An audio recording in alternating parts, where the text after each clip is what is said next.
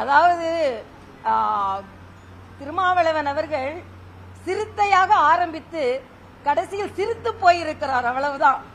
ஏனென்றால் ஒரு சிறுத்தையாக நாங்க அதிமுகவை கூப்பிடுவோம், மாநாடு நடத்துவோம், ஆட்சியில பங்கு கேட்போம் அப்படின்னு இடையில ஒரு சின்ன இடைச்செருகல் மாதிரி ஒரு வீடியோவை பரவ விட்டுட்டு அப்புறம் அது அட்மிட் தான், நாங்க கிடையாது அப்படின்னு சொல்லி அதை விலக்கி விட்டு, ஆக இது ஒரு அப்பட்டமான ஒரு சினிமா மாதிரி ஒரு டிராமா நடைபெற்று கொண்டிருக்கிறது. ஆக ஆரம்பிக்கும் பொழுது நாங்க அதிமுகவையும் கூப்பிடுவோம், எல்லாரையும் நாங்க கூப்பிடுவோம், நாங்க ஆளும் கட்சியை எதிர்த்து கூட மாநாடு நடத்துவோம் அப்படின்னு சொல்லி கொண்டிருந்தவர்கள் அண்ணன் ஸ்டாலின் தலைவர் திருமாவளவன் அவர்கள் அண்ணன் ஸ்டாலினை பார்த்துவிட்டு வந்த உடனேயே சிரித்து போய்விட்டார்கள்.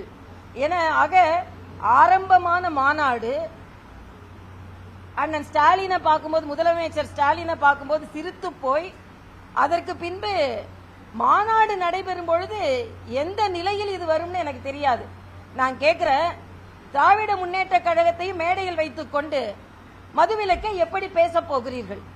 என்ன கண்டனத்தை நீங்கள் தெரிவிக்க போகிறீர்கள்? அது மட்டும் இல்ல, இன்னைக்கு திராவிட முன்னேற்ற கழகம் ஒரு மாநாட்டில் கலந்து கொள்வது என்றால், நான் ஒரு சின்ன கவிதை படித்தேன்.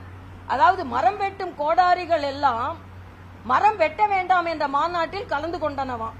இது ஒரு புது கவிதை, நான் வரும்போது படித்தேன். அதே மாதிரி இன்னைக்கு நீங்க என்ன அதே மாதிரி இன்னைக்கு மது விலக்கு வேண்டும் என்று இன்னைக்கு ஒரு தமிழ் பத்திரிகையில ஒரு அழகான ஒரு கார்ட்டூன் படிச்சேன்.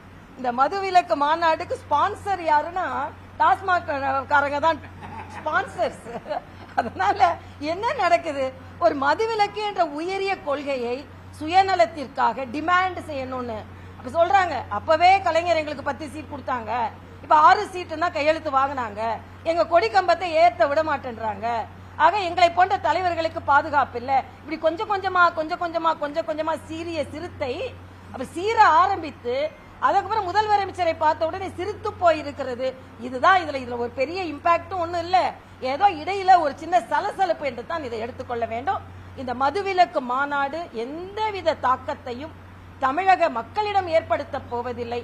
ஆனால் அவர்களின் நெருக்கத்தை நெருக்கலாக எப்படி நாங்க நெருக்கமா இல்ல, உங்களுக்கு நெருக்கம் கொடுக்க போறோம், நெருக்குதல் கொடுக்க போகிறோம் என்று விடுதலை சிறுத்தைகள் சொல்வதற்கு வேண்டுமானால் இது உதவிகரமாக இருக்கும், அவ்வளவுதான். இன்னும் சொல்ல போனா மதுவிலக்கை நாங்கள் இன்னும் வேகமாக எடுத்து சென்றிருக்கிறோம். எங்களது கூட்டணி கட்சியான பாட்டாளி மக்கள் கட்சி எடுத்து சென்றிருக்கிறது. 3.5 வருடம் அண்ணன் திருமாவிற்கு மதுவை பற்றி யோசனை வரல. இன்னைக்கு திடீர்னு வந்துருச்சு. ஏன்னா 2026 பக்கத்தில் வந்துவிட்டது. எல்லாவற்றிற்கும் இன்னொன்னு சொல்றாங்க, தேசிய மது கொள்கை வேணுமா, தேசிய குடிப்பதற்கு ஒரு கொள்கை வேணுமா. ஆக தேசிய படிப்பதற்கு ஒரு கொள்கை கொடுக்கும் போது அதை நாங்க ஒத்துக்க மாட்டோம்னு சொன்னீங்க. தேசிய கல்விக் கொள்கையை நீங்க ஒத்துக்கொள்ள மாட்டீங்க. இப்ப தேசிய மது கொள்கை கொடுத்தா மட்டும் உடனே ஒத்துக்குவீர்களா? உடனே உங்களோட மாநில உரிமைகள் எங்கே போகிறது, மாநில சுயாட்சி எங்கே போகிறது? ஆக சும்மா அந்த பந்து அப்படி தூக்கி போட்டு பார்ப்போம் மத்திய அரசு எப்போ மாதிரி அப்படின்ற ஒரு நாடகம் தான் நடந்து கொண்டிருக்கிறது. ஆக மதுவிலக்கு என்ற உயரிய கொள்கையை அப்பட்டமாக ஒரு நாடகமாக்கி கொண்டிருக்கிறார்கள் என்பதுதான் எங்களது கருத்து.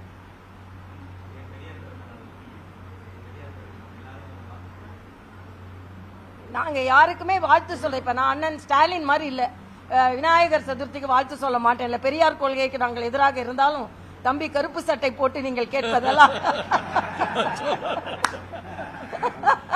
நாங்கள் காவி கொடியை ஏந்துபவர்கள் வாழ்த்து சொல்வதில் தவறில்லை. அதனால் கருப்பு சட்டை போட்டிருப்பவர்கள் அவர்களுக்கும் காவிகளின் வாழ்த்துக்கள்னு சொல்றேன், ஒன்றும் பிரச்சனை இல்லை.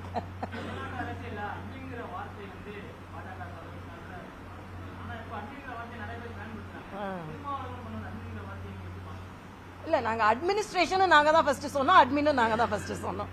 அதனால அதாவது அட்மின்ன்றது எனக்கு இவ்வளவு நாள் திருமாவளவன் அவர்கள் அதை பத்தி சொன்னதா கேள்விப்படல. இது தாங்க ஒரு தவறு செய்து விட்டோம் என்பதை அட்மிட் செய்ய முடியாம அட்மின் மீது பழி போடுகிறார் என்று தான் நான் சொல்ல முடியும்.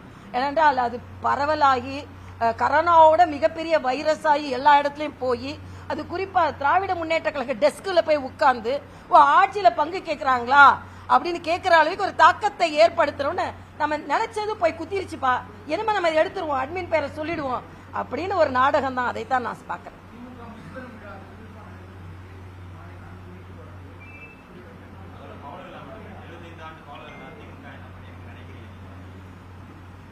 தமிழகத்துல ஒரு எதிர்மறை அரசியலை கொண்டு சென்றதில் திராவிட முன்னேற்ற கழகத்திற்கு பெரும் பங்கு இருக்கிறது. பொய்யையே அரசியலாக கொண்டவர்கள் 3 படி கொடுக்கறேன்னு சொல்லிட்டு எத்தனை படி கொடுத்தாங்கன்னு தெரியும், எங்க கொடுத்தாங்கன்னு தெரியும். அதே மாதிரி நீட்டுக்கு முதல் கையெழுத்து போடுவேன்னு சொல்லிட்டு அவர் லட்சம் கையெழுத்து வாங்குவேன்னு பொய் சொன்னவர்களும் அவர்கள் தான். அதே மாதிரி இன்னைக்கு மதுவிலக்கு நம்மளால கொண்டு வர முடியாது, ஆனா மதுவிலக்கு மாநாடுல நம்ம கலந்து கொள்வோம் அப்படின்னு சொல்பவர்களும் அவர்கள் தான். ஒரு எதிர்மறை அரசியலை தமிழகத்தில் நிலைநிறுத்தியவர்கள் 1967ல எந்த காங்கிரசுக்கு இறுதி யாத்திரை நடத்தினாங்களோ அந்த காங்கிரஸையும் தோல்ல சுமந்து கொண்டு அரசியல் நடத்துகின்ற ஒரு சாதுரியமும் அவர்களிடம் இருக்கிறது என்பதையும் தெரிவித்து, எந்த எமர்ஜென்சிக்கு எதிராக சிறையில் இருந்தார்களோ அந்த எமர்ஜென்சி கொண்டு போவர்களையும் கைகளை இறுக பிடித்து கொண்டு அரசியல் செய்கிறார்கள் என்பதையும் இங்கே சொல்லித்தான் ஆக வேண்டும். ஆக இன்று தேர்தல் என்றாலே தேர்தல் அரசியலை மட்டும் நோக்கி அது வந்து மணி பவர் மசில் பவரை வைத்து எப்படி வெற்றி பெற முடியும் என்ற ஒரு கொள்கையை கொண்டவர்கள். அதனால் எங்களை பொறுத்த மட்டில் தேசிய கொள்கையோடு கூடிய மாற்று அரசியல் சக்தி தமிழகத்தில் வர வேண்டும் என்பதையும் அவர்கள் இந்த விழா கொண்டாடும் பொழுது நாங்கள் இன்னொரு உறுதிப்பாட்டை எடுக்கிறோம். திராவிட அரசியலை தாண்டி திராவிட மாநில அக்கறையோடு கூடிய தேசிய அரசியல் இன்னும் அதிகமாக வேகம் எடுக்க வேண்டும் என்பதையும் நாங்கள் உணர்கிறோம்.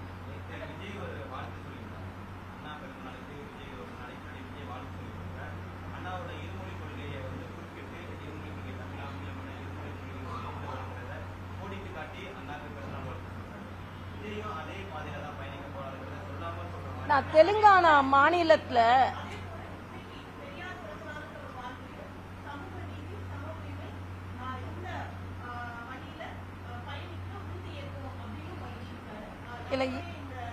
இல்ல இதைத்தான் அதைத்தான் நான் இப்ப சொல்ல வந்தேன். ஏன்னா திராவிட முன்னேற்ற கழக சாயலில் இன்னொரு அரசியல் கட்சி தேவையில்லை, தேசிய சாயலில் தான் இனிமே மாற்றி வர வேண்டும். நாங்க ஒருவேளை தம்பி விஜய் வேற மாதிரி போவாரோ பயணிப்பாரோ நினைச்சு கொண்டிருந்தேன். ஆனா ஆரம்பிக்கிறதுக்கு முன்னாலேயே நான் இப்படிதான் அப்படின்னு ஒரு கொள்கை அவர் விநாயகர் சதுர்த்திக்கு வாழ்த்து சொல்லாததும், இருமொழி கொள்கை. நான் தெலுங்கானால இருக்கும்போது தம்பி விஜயோட படங்கள் தெலுங்கில் வெளிவந்தது, தெலுங்கில் விழாக்கள் கொண்டாடப்பட்டது. ஆக உங்களின் வியாபாரத்திற்கு பல மொழி தேவை, ஆனால் மக்களின் படிப்பிற்கு பல மொழி தேவையில்லை. இது ரொம்ப அப்பட்டமா. நான் போன வாட்டி பார்த்தேன், அண்ணன் ஸ்டாலின் வந்து ஓணம் வாழ்த்து மலையாளத்துல சொல்லியிருந்தார். நான் கூட இது வந்து இருமொழி கொள்கைக்குள்ள வருமா மும்மொழி கொள்கைக்குள்ள வருமா அப்படின்னு எனக்கு தெரியலன்னு சொன்னேன். ஆக இன்னைக்கு வந்து இவங்க வந்து அதே மாதிரி அவரு வந்து போட்காஸ்ட் ஹிந்தியில பண்ணார். தயாநிதி மாறன் ஹிந்திக்காரங்க உட்கார்ந்து இருக்க இடத்துல ஹிந்தியில போஸ்டர் வச்சு ஒட்டினாங்க.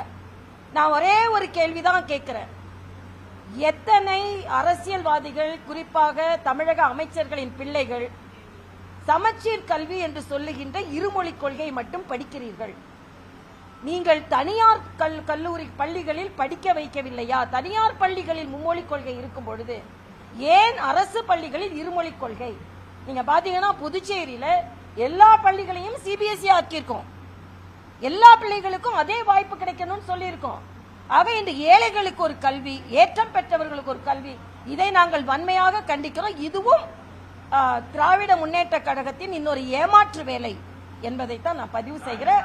அதுல இருமொழி கொள்கை தம்பி விஜய் வந்து அப்ப நான் தமிழ்நாட்டில் மாத்திரம்தான் என்னோட படம் ஓடும், வேற எங்கேயும் நான் வந்து என்னோட படம் மொழி மாற்றமே இல்லை அப்படின்னு சொல்ல முடியாது. இல்ல அப்ப உங்களுக்கு தேவையாக இருக்கும் பொழுது மாணவர்களுக்கும் தேவை என்பதை புரிந்து கொள்ள வேண்டும்.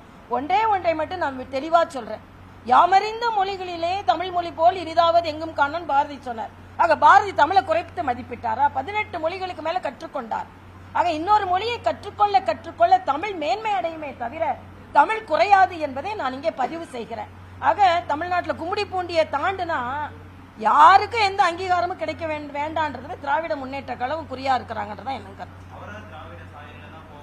அப்படிதான் தெரியுது. ஏன் போவாருன்னு என்ன, அவர் தான் சாயலை சாயமாக பூசிக்கொண்டாரு இப்பவே.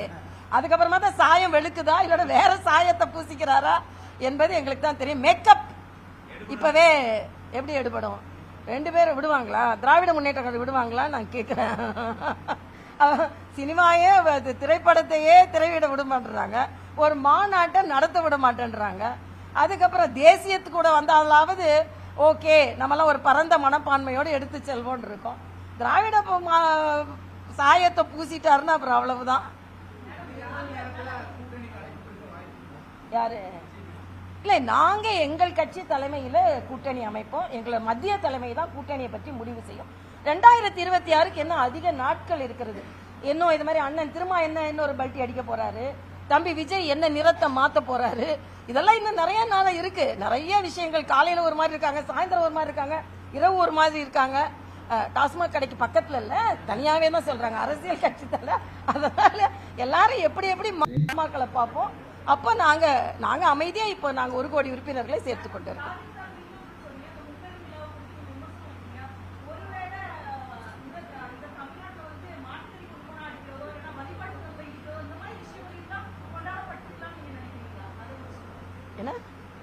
இல்ல, நாங்க எப்பவுமே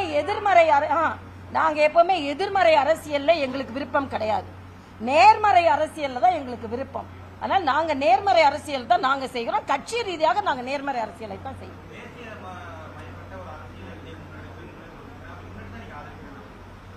அப்படிப்பட்ட கொள்கைகளை எடுத்துக்கொண்டால் நாங்கள் ஆதரிப்போம். ஆனா ஏன் ஆரம்பத்திலே அவர் கட்சி ஆரம்பிக்கிறதுக்கு முன்னாலே இப்படிப்பட்ட ஒரு நிலைப்பாட்டை எடுக்கிறாருன்னு எங்களுக்கு தெரியல. அவர் இன்னும் கொஞ்சம் பரந்துபட்ட நிலைப்பாட்டோட, இன்னும் கொஞ்சம் ஒரு அன்எக்ஸ்பெக்டடா ஒரு எக்ஸ்பெக்டேஷனோட அவர் கொண்டு போயிருக்கலாமோ.